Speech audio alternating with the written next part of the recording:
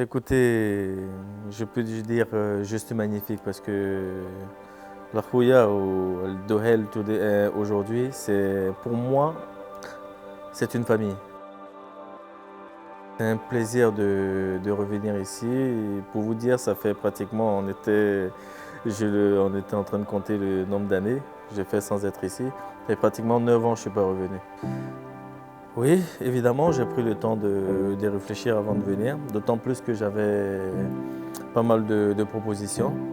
Mais le projet en lui-même était bien.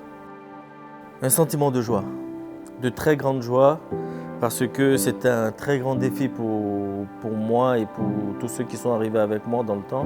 C'était un très grand défi. Donc de pouvoir relever ce défi et prouver à tous ceux qui ne croyaient pas en nous, prouver à tous ceux qui ne croyaient pas en cette équipe qu'il y avait de la matière, il y avait de la qualité, il y avait de l'ambition et beaucoup d'ambition dans le projet qui était en train d'être mené. Donc il fallait ça, marquer le coup, et c'est ce qu'on a fait brillamment. Contre Al Arabi, vraiment ce match je l'ai pris à cœur tellement que quand j'ai marqué le but, que j'étais à genoux pratiquement, j'étais en train de pleurer quand tout le monde était en train de me sauter dessus. J'avais tellement cette envie en moi de pouvoir aider l'équipe et de pouvoir prouver aux yeux de tout le monde que malgré tout ce que vous faites contre notre équipe, on restera là.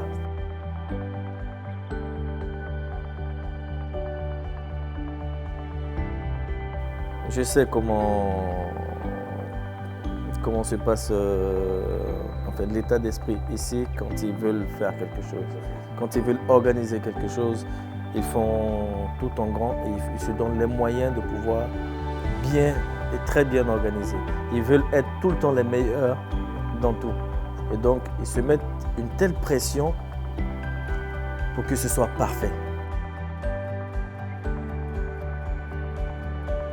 Il y a énormément et en ce moment, je l'ai dit dans une interview avant, vous savez, avant la Coupe du Monde se passait après les championnats. Donc forcément, il y avait un peu de casse, il y avait un peu de fatigue physique et mentale. Alors là, ça va se passer dans une période où les joueurs viennent de finir des préparations et ils ont quelques matchs pour pouvoir entrer maintenant dans le vif du sujet. Donc aujourd'hui, on va avoir...